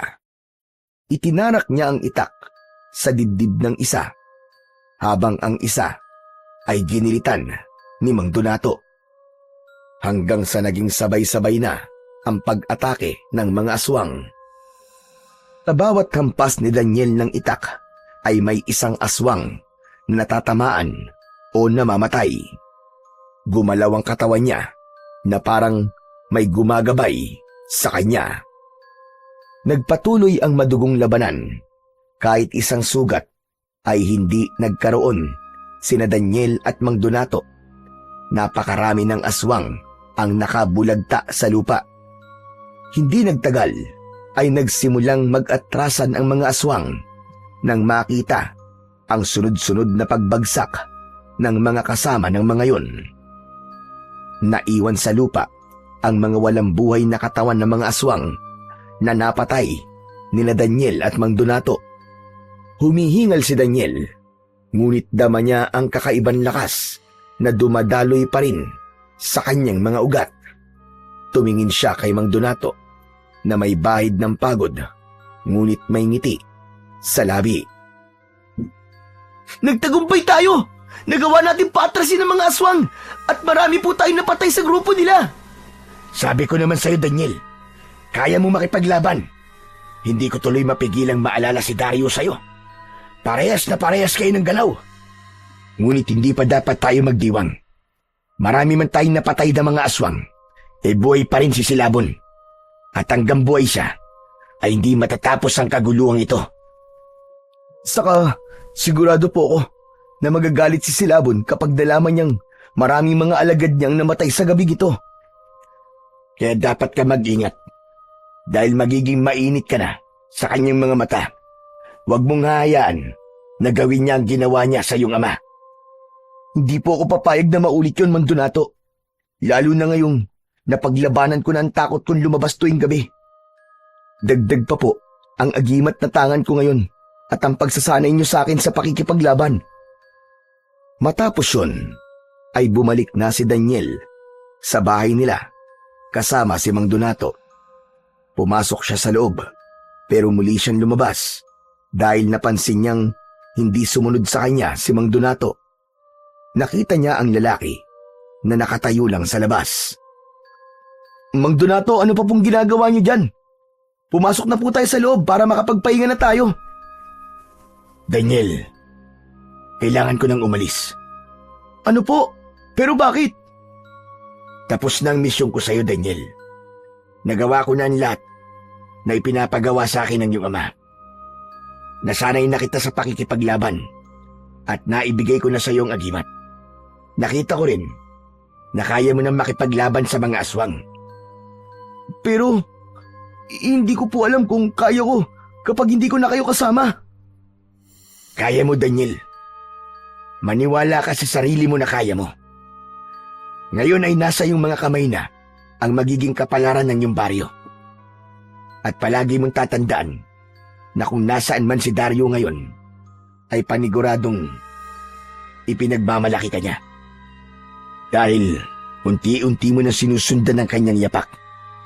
Tapusin mo ang misyon na hindi niya natapos, Daniel. Kung kailangan niyo na po talagang umalis, ay hindi ko na po kayo pipigilan. Gusto ko po ulit na magpasalamat sa inyo sa lahat po ng tulong na ginawa niyo para sa akin. Mula po sa pagliligtas niyo sa akin nung bata pa ako, hanggang sa pagsama niyo po sa akin sa unang pakikipaglaban ko sa mga aswang. Hindi na napigilan pa ni Daniel na yakapin si Mang Donato. Tinapik ni Mang Donato ang likod niya. Habang yakap ni Daniel si Mang Donato, ay may kakaibang lukso ng dugo siyang naramdaman. Pakiramdam niya ay hindi yun ang unang beses na nagkita sila. Nang kumalas na sila sa pagkakayakap, ay ngumiti si Mang Donato. Ipagpatuloy mo ang pakikipaglaban mo sa kasamaan, Daniel. Ipakita mo sa lahat na ikaw ay tunay na anak ng isang magiting na manunugis. At huwag mong kakalimutan na palaging tumawag sa nasa itaas dahil tanging siya lamang ang nag-iisang hindi ka iiwan sa lahat ng klase ng laban mo sa buhay. Bigla ko po tuloy na alala si tatay dahil po sa sinabi niyo. Nung bata pa po kasi ako ay palagi niyang sinasabi sa akin na ang Diyos po ang palagi kong kakampi sa lahat ng problema at laban ko sa aking buhay. Palagi po niyang ipinapaalala sa akin ang kapangyarihan ng pagdarasal at pananampalataya. Ganun ba? Madalas ko rin kasing naririnig yan kay Dario. Palagi rin niya yung sinasabi sa akin. Kaya siguro, bigla ko nasabi sa'yo. O paano? Aalis na ako, Daniel. At sana sa pagbabalik ko, ay isang magandang balita ang maririnig ko.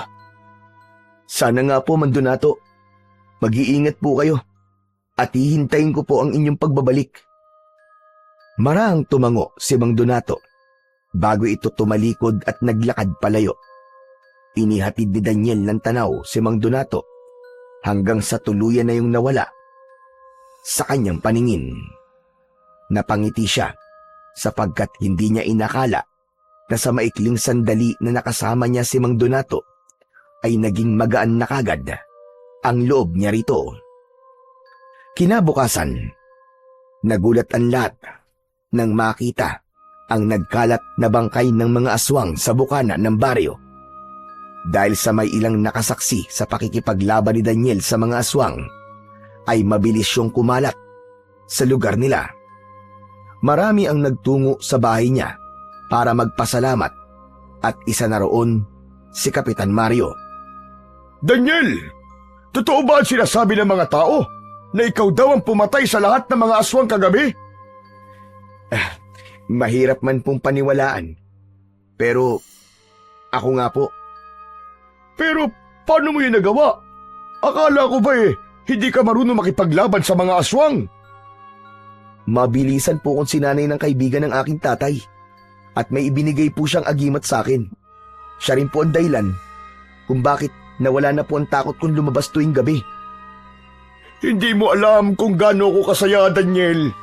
Sa wakas, ay may bago ng tagapagtanggol ang ating baryo matapos mawala ang iyong ama. Diyos ko! Maraming salamat.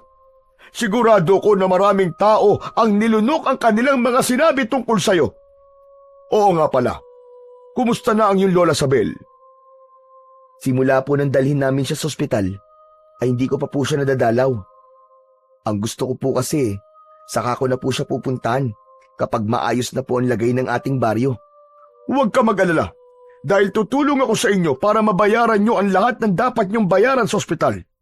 Hihingi ako ng tulong sa mga taong may mabubuting puso para makalikom ng pera. At kung may kailangan ka pang tulong, ay magsabi ka lang sa akin Hindi ka magdadalawang salita, Daniel. Maraming salamat po, Kapitan. At dahil sa inyo na po mismo nang galing, kailangan ko po ang tulong nyo sa isa pong bagay. Ano yun?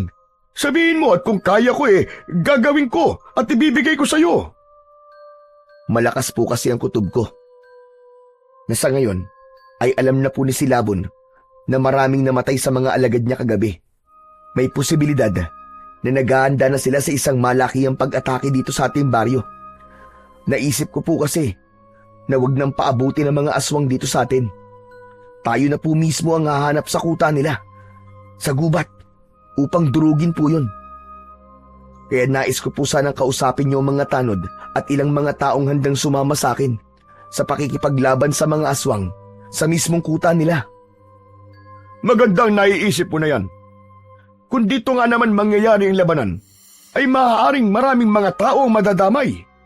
Huwag ka mag-alala, dahil gagawin ko ang sinabi mo agad-agad. Anong oras pala tayo magsisimula sa paghahanap sa kuta ng mga aswang?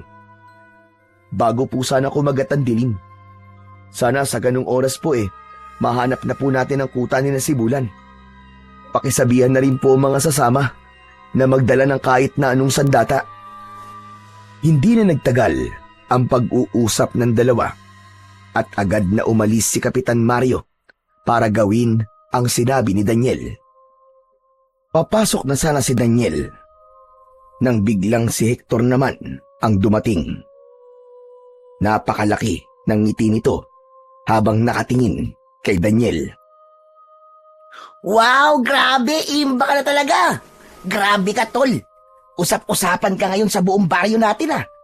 Alam mo, sobra akong proud sa'yo. Sabi ko na nga, be, kaya mo ring maging kagaya ng tatay mo.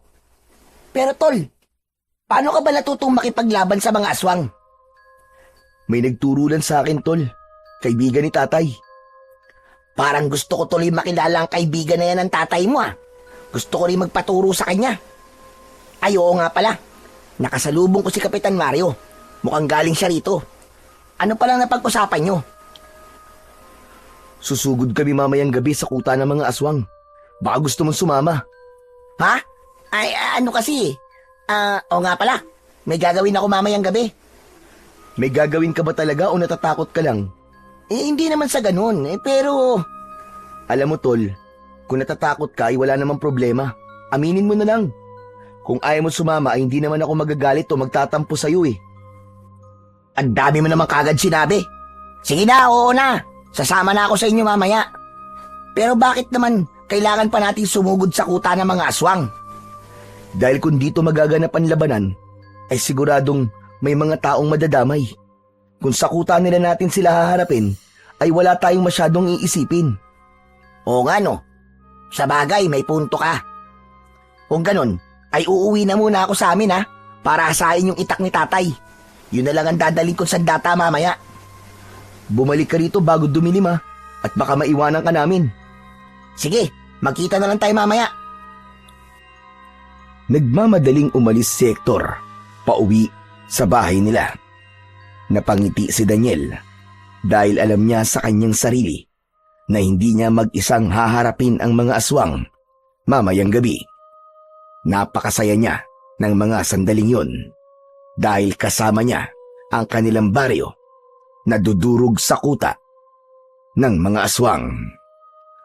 Bago tuluyang kumagat ang dilim, ay nagtipon na ang ilang mga tanod at kalalakian sa harapan ng bahay ni na Daniel.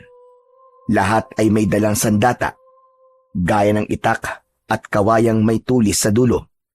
Naroon din si Hector at si Kapitan Mario na nasa tabi ni Daniel.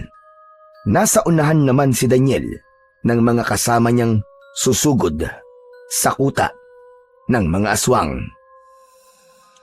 Kinausap ko na kayong lahat kanina, kaya alam niyo na ang ating gagawin. Ngayong gabi ay susugod tayo sa kuta ng mga aswang bago pa sila sumalakay sa atin. Alam ko mga kasama na lahat tayo ay takot. Pero kung mananatili tayong tahimik at patuloy na matatakot, malamang bukas o makalawa ay pamilya naman natin ang mapapatay ng mga aswang. Ngayon na ang tamang pagkakataon para ipakita natin na hindi tayo alipin ng takot. Ngayon ang oras para ipagtanggol natin ang ating baryo laban sa mga aswang. Hindi ko man may papangako magiging madali ang ating pakikipaglaban, pero sinisiguro ko na tayo ang mananalo. Matapos yung sabihin ni Daniel, ay sumiklab ang hiyawan ng mga kalalakihan. Ang mga mata ng mga naroon na kanina ay puno ng pangamba, ay napalitan ng apoy ng tapang. Sa gabing yun, sa harap ng bahay ni Daniel, ay nabuo ang panata ng mga tao na lalaban sila hanggang sa huling hininga upang tapusin ang kasamaan ng mga aswang at ipaghiganti ang kanilang mga mahal sa buhay. Agad na kumilos sina Daniel at nagtungo na sila sa gubat upang hanapin ang kuta ng mga aswang. Nasa unahan si Daniel at nilakasan niya ang kanyang pakiramdam. Nang tuluyan ng kumagat ang kadiliman, ay ang bilog na buwan ang naging kanilang tanglaw. Hindi na sila nagdala ng sulo o lampara dahil magiging dahilan pa yon para madali silang makita ng mga aswang. Daniel, sadali lang. Kanina pa tayo naglalakad Pero hanggang ngayon, hindi pa rin natin nakikita ang kuta ni Silabon. Sigurado ka ba na narito sa gubat ang ating hinahanap?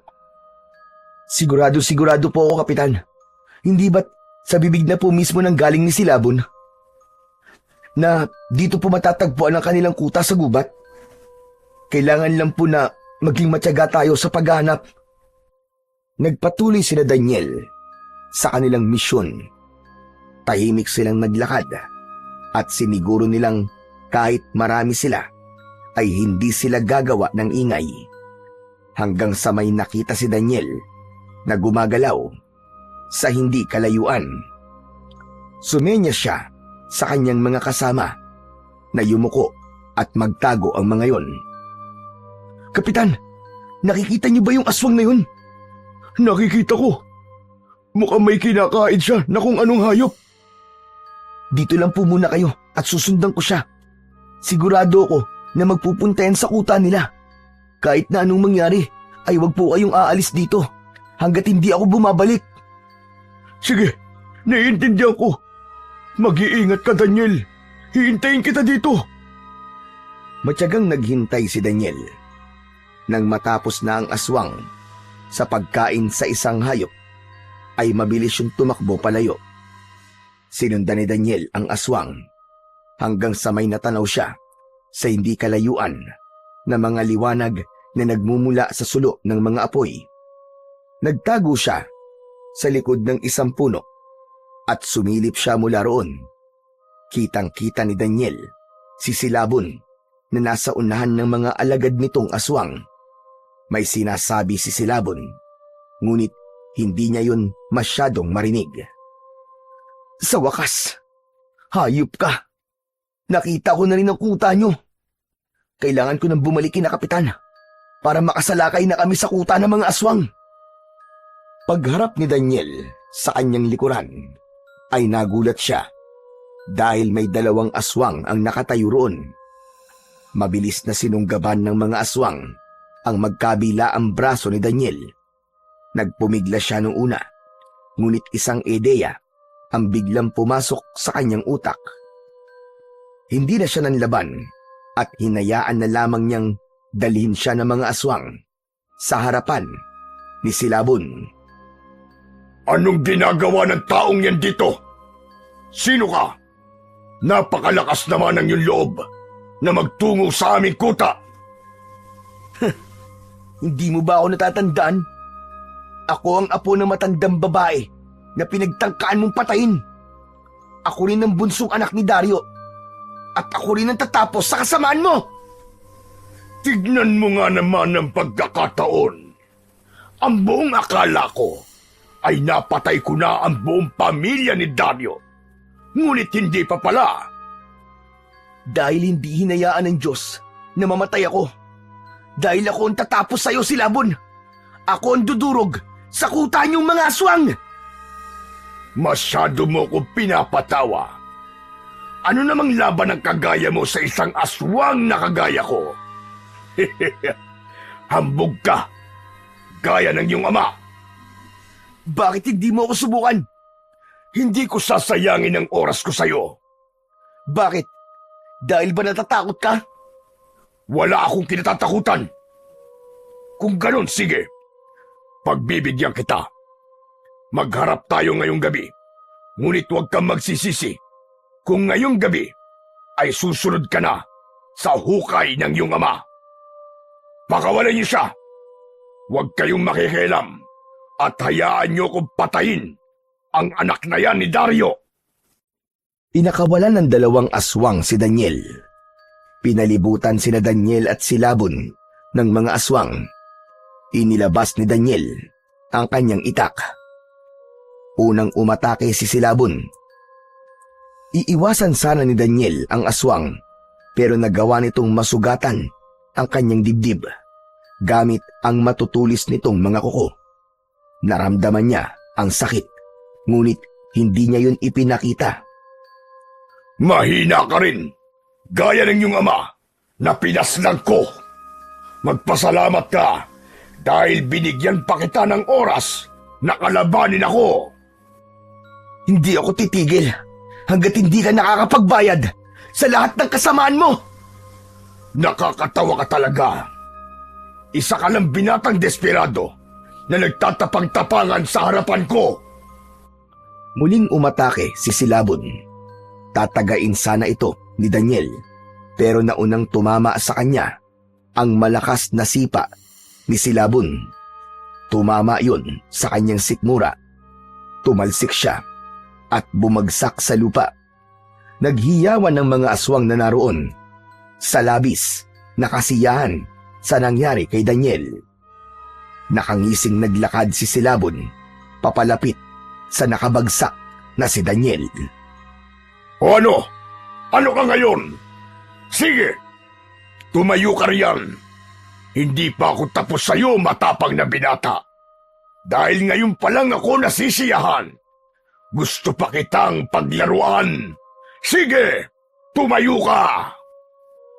Nang nasa harapan na ni Daniel si Silabon, ay itinaas nito ang isang paa para tapakan siya. Ngunit bago pa siya matapakan ng halimaw, ay naramdaman niyang bahagyang uminit ang kanyang agimat. Isang kakaibang lakas ang lumukob sa kanya. Parang dumalo yun sa lahat ng himaymay ng kanyang laman hanggang sa kahuli-huli ang hibla ng kanyang ugat. Hanggang sa tinusok niya ng itak ang talampakan ni Silabon, kaya malakas siyang napasigaw. Mabilis na hinugot ni Daniel ang itak at saka siya tumayo. Susugod sana ang mga alagad na aswang ni Silabon, pero itinaas ni Silabon ang isa nitong kamay. Hindi ba't sabi ko ay huwag kayong makikialam? Laban ko ito.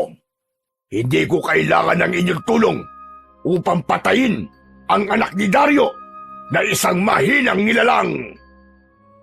Muling nagbanggaan ang lakas ni Daniel at Silabon. Nagpalitan sila ng pag-atake at sa pagkakataong yun ay nagagawa na ni Daniel na iwasan ang bawat pag-atake ng pinuno ng mga aswang. Nagagawa na rin niyang sugatan si Silabon sa iba't ibang parte ng katawan nito. Sa tindi ng galit ni Silabon ay sumugod ito ng napakabilis. Tinangka nitong sunggaban si Daniel pero pumihit sa kaliwa si Daniel sabay taga ng malakas sa kaliwang braso ni Silabon gamit ang kanyang matalas na itak. Sa lakas na taglay niya at sa talim ng kanyang itak ay nagawa niyang putulin kagad ang isang braso ng pinuno ng mga aswang. Hindi maaari ito. Pagsisisihan mo ang ginawa mong ito. Pagsisisihan mo. Papatayin kita. Nagkakamali ka. Kung merong mamamatay sa ating dalawa, ay ikaw yon at hindi ako. Galit na sumigaw si Silabon. Mabilis itong umatake kay Daniel. Sinalubong naman ni Daniel si Silabon at hinayaan niyang makalmot siya nito muli sa dibdib. Habang nakabaon ang mga kuko nito roon, ay buong puwersa naman niyang itinarak ang itak sa leeg ng aswang. Lumagpas ang dulo ng itak sa batok ni Silabon. Nanlaki ang mga mata ni Silabon. Hindi ito makapaniwala sa bilis ng pangyayari. Diablong buwang ka! Para yan sa pagpatay mo sa aking pamilya. At ito naman, para sa pananakit mo sa akin, Lola, at sa mga taong pinatay nyo sa aming baryo! Pagkatapos niyang sabihin yon, mabilis niyang hinugot ang itak at mabilis niya yung ibinaon sa tapat mismo ng puso ni Silabon. Napaluhod ang pinuno ng mga aswang sa lupa, habang ang mga alagad naman ito ay nagsimula ng magsialisan at tumakas dahil sa takot kay Daniel. Sa labis na takot ng mga aswang ay iniwanan ng mga yon ang naghihingalong si Silabon. Mapatay mo man ako, pero sinisiguro ko na marami pa ang darating para pabagsakin ka. Tandaan mo ang araw na ito. Maghihiganti ang aming lipi sa inyong mga tao. Kung may darating pa na mga kagaya mo, ay papatayin at dudurugin ko rin sila, gaya ng ginawa ko sa'yo. Hayop ka! Ang dami mong pinahirapan. Ang dami mong pinatay. Ang dapat sa'yo, pinupugutan ng ulo. Marahas na hinugot ni Daniel ang itak sa dibdib ni Silabon. Sumagap si Silabon ng huling hininga. Bago yun mawalan ng hininga, malakas na iwinasiwas ni Daniel ang kanyang itak patungo sa leeg ni Silabon. Pinugutan niya ng ulo ang pinuno ng mga aswang. Tumalsik ang ulo nito at bumagsak sa lupa. Nang masiguro ni Daniel na patay na si Silabon, ay kinuha niya ang isang sulo ng apoy at sinunog niya ang kuta ng mga aswang gamit yon. Mabilis na kumalat ang apoy at naglakad na si Daniel pabalik kina Kapitan Mario. Nagulat ang mga kasama ni Daniel nang makitang duguan siya. Nagtatakang lumapit ang lahat kay Daniel. Tol! Tol! Ano nangyari sa'yo? Bakit duguan ka? Hector, ayos na. Patay na si Silabon. Pinatay ko na siya. Ano? Totoo ba yung sinasabi mo, Daniel? Akala ko ba ibabalik ka rito para sama-sama tayo sumalakay sa kuta nila? Paano nangyari yun? Kapitan Mario, naisip ko po kasi na hindi ko kayang makita na may mga mamamatay sa inyo dahil sa mga aswang na yon. Lahat kayo ay may pamilyang naghihintay sa inyong mga bahay na umaasang makakabalik kayo ng buhay. Kaya naman ho, nagdesisyon na po akong harapin si Silabon na mag-isa. Teka, tol. Kung ganun, wala nang aswangan sa sakop sa ating baryo dahil patay na ang pinuno nila. Tama ka, Hector. Wala na. May mga alagad man si Silabon na nakatakas, pero sigurado ako na matatakot na silang bumalik dito dahil wala na ang kanilang pinuno.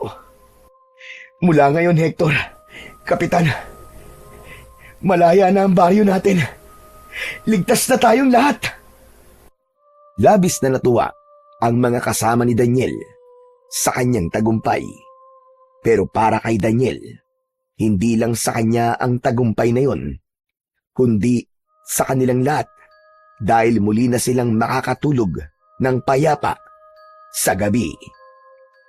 Pagkatapos nun, ay sama-samang bumalik sa baryo sina Daniel. Nang makarating si Daniel sa bahay nila, ay natuwa siya nang makita si Mang Donato na nasa labas. Mang Donato! Mang Donato! Mabutit nandito kayo. May maganda po akong ibabalita sa inyo. Alam ko na ang sasabihin mo. Nakita ko kung paano mo pinabagsak si Silabon. Ipinagmamalaki kita, Daniel. Hindi ako nagkamali na pagkatiwalaan ka, anak. Teka, anak? Tama po bang narinig ko? Tinawag niyo po akong anak? Patawarin mo ko, Daniel. Kung hindi ko kagad sinabi sa iyong totoo. Daniel, ako ang iyong ama. Ako si Dario. Patawad kung hindi na ako nagpakita sa inyo. Simula nung inakala niyong namatay na ako dahil kay Silabon. Iniisip ko kasi na kung babalik ako sa inyo, ay idadamay ko kayo. Pero nagkamali ako dahil pinatay pa rin ng mga aswang ang iyong ina at mga kapatid. Patawad, anak. Patawarin mo ko. Sumabog ang luha ni Daniel hanggang sa tuluyan na siyang napaiyak. Sinugod niya ng mahigpit na yakap ang kanyang ama. Tatay! Salamat po't buhay kayo. Hindi niyo na po kailangan humingi ng tawad sa akin. Wala po akong galit na nararamdaman sa inyo. Ang totoo po ay napakasaya ko ngayon. Dahil buhay pa po pala kayo. Kaya po pala magaan ang loob ko sa inyo. Kasi kayo po ang tatay ko. Nang sandaling yon, ay tanging labis na kasiyahan ang nararamdaman ni Daniel. Hindi siya makapaniwala na sa gabing yon ay dalawang magandang bagay ang nangyari sa kanya. Una, ang pagkamatay ng pinuno ng mga aswang na si Silabon. At ang pangalawa naman ay ang muli nilang pagsasama ng kanyang ama na inakala niyang matagal nang pumanaw. Makalipas ang ilang araw, ay nakalabas na rin si Lola Sabel sa ospital. Napakasaya nito nang malaman itong buhay pa si Dario at napatay ni Daniel si Silabon. Muling bumalik sa normal ang buhay ng mga tao sa baryo ni Daniel dahil wala nang aswang na umatake roon.